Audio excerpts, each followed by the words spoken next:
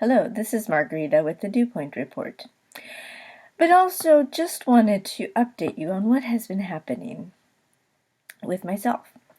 The Dew Point Report, the Digital Electronic World Point Report, is kind of a fascinating, unique, nuanced approach to communicating.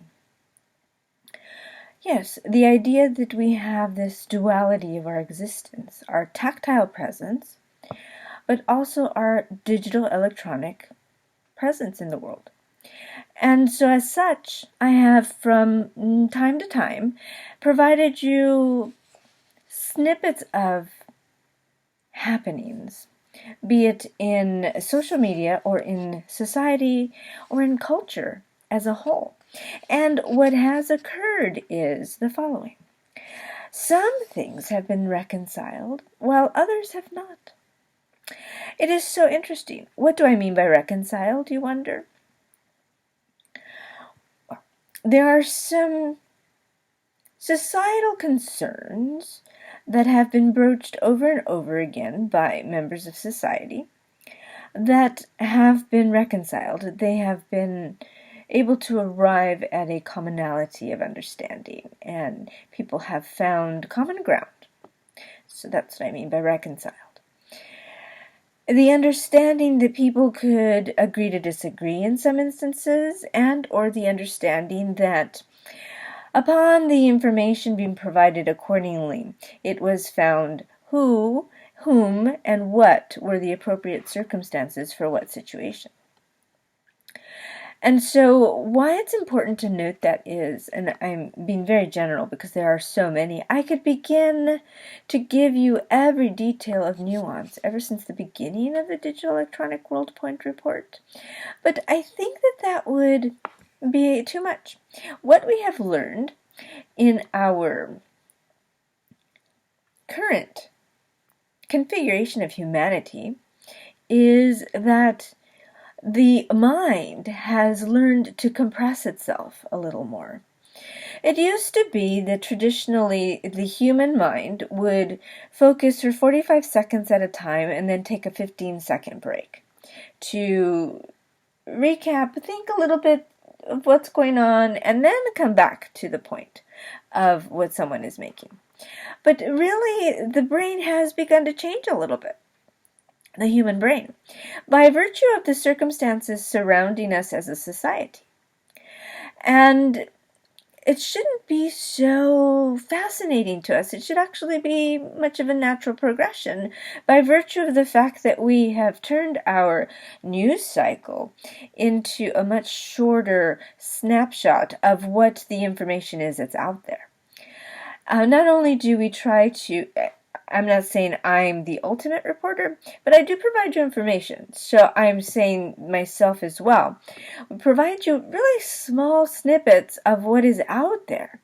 But as a person, as a computing person, because every human computes some analysis of what's going on in their own situation, if not in the situation of others around them, the human mind has learned to be less patient. And though we may be tranquil and we are patient, we're just not as adept to waiting those 45 seconds and then allowing our mind to process, let our brain just kind of wander a little bit and then come back to the point. Now, it used to be that could happen very quickly and nobody would even notice, but now it's actually noticeable in many places and in many conversations. Let me give you an example. If two people are conversing and one is listening, I'll give you an example. If I was listening, for 45 seconds, I might just be listening. Nodding my head, listening, absorbing what is being said. But after the 45 seconds, traditionally, I may have begun to wander in my brain as to connecting what was being said, thinking about it, and then within 15 seconds quickly bringing myself right back into the conversation. And it doesn't always mean that you have to be speaking. But it does actually mean that that's the way that the brain traditionally listens, absorbs, and then puts itself back into a sense of concentration. Some people have the ability to elongate the tranquility and listen longer. Now, that doesn't mean that their brain is able to focus any longer than the 45 seconds.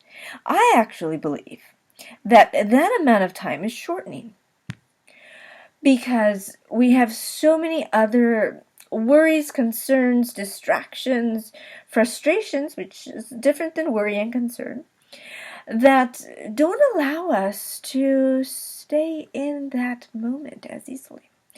Now, it doesn't mean everyone, but it does mean I'm talking about a societal change. So I am generalizing.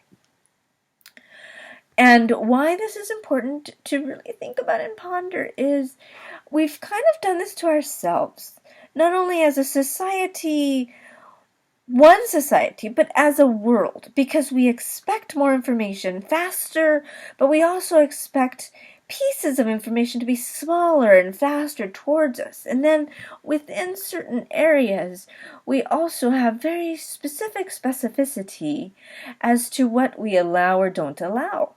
And because we have begun to compartmentalize ourselves in what is actually a non-traditional way, by virtue of the various social media facets,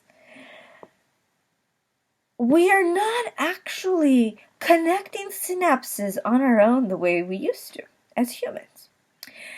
You might be wondering what that means in its entirety, and is my thinking actually substantiated? Well, I welcome your feedback anytime. But the reason that I'm saying this is because we can go into one app, for example, on our phone, and spend a certain amount of hours. We're focused, we're enthralled in that app. We may go to a conversation with a person. That person has not been in the app that we were in. That was not their world. Only in the moment that we connect the experience have we then shared that experience. If we do not ever communicate what was our experience in the app to the person, in person, which is our tactile, part of the duality, then we have lost the ability to connect a new synapse, which is in itself a new memory, because within that conversation, we are helping others understand what we have been through, what we have experienced, and it may be a fascinatingly great discussion or a conversation, or it may have been a documentary. It may have been something wonderful that helped us as individuals grow. But suddenly, the people that we converse with have no idea. And that, there in and of itself, becomes that duality.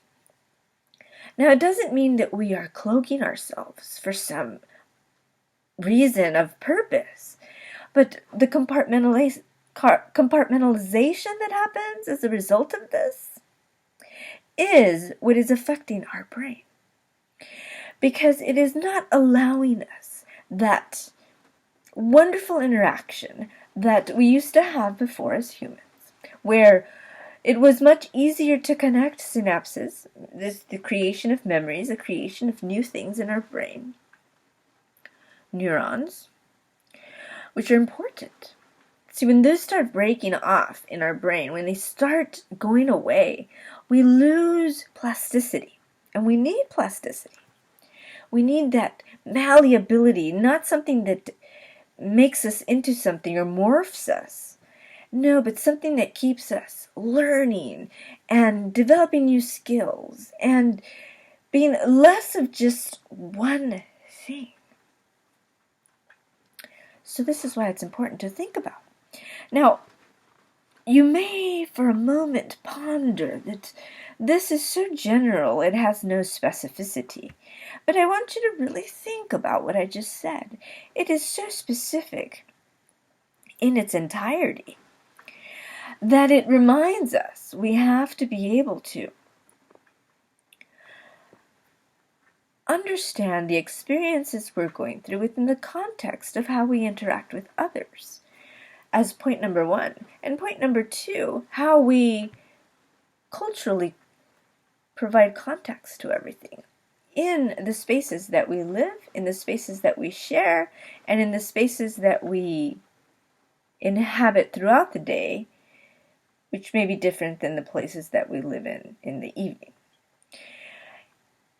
This is essential because sometimes we have very specific experiences that we grew up with that make us feel comfortable because of how we grew up, their cultural experiences. But our ability to be strong enough to share what those are and make them part of who we are, but then also connect to other people's experiences and allow those experiences to further make us stronger because we were able to talk about who we are as people is critical. Too often enough, people decide they don't have to talk enough about who they are because they're just going to put barriers around themselves and leave themselves much distant from everyone. And when that happens for a long enough period of time, people decide they do not recognize the very individual that they once knew extremely well. And we have to just simply decide, what is the priority of our existence? We know there are robots. We know there are bots. We know there are artificial intelligence machineries, which are different than robots. So some robots build things, other robots think things. And so we have to be able to find ourselves in the depth of the truth of how much more can we as humans learn so that when these machines, which are strong in and of themselves, do not lose the ability to become that much smarter because they do not actually get to know us. In essence, they decide that if we haven't actually told them who we are as people, not that we're sitting there talking to machines every day, but truly, in the future of the 50, 70, 80 years forward, there will be a different dynamic. So we have to understand that the digital footprint we leave now is going to be the blueprint, which is the essential equivalent of an infrastructure of today. And those are some of the differences that we have to begin to think, because if we don't keep our brains strong with plasticity and developing new skills and strengths, then we're going to see ourselves not quite as connected to what that future is trying to build itself out to be. It won't see us. It won't find us. It won't think we ever wanted to participate in that existence, when in actuality, we, you, everyone, are that existence. So think about that for a moment. This is your hostess, Margarita, with the Digital Electronic World Point.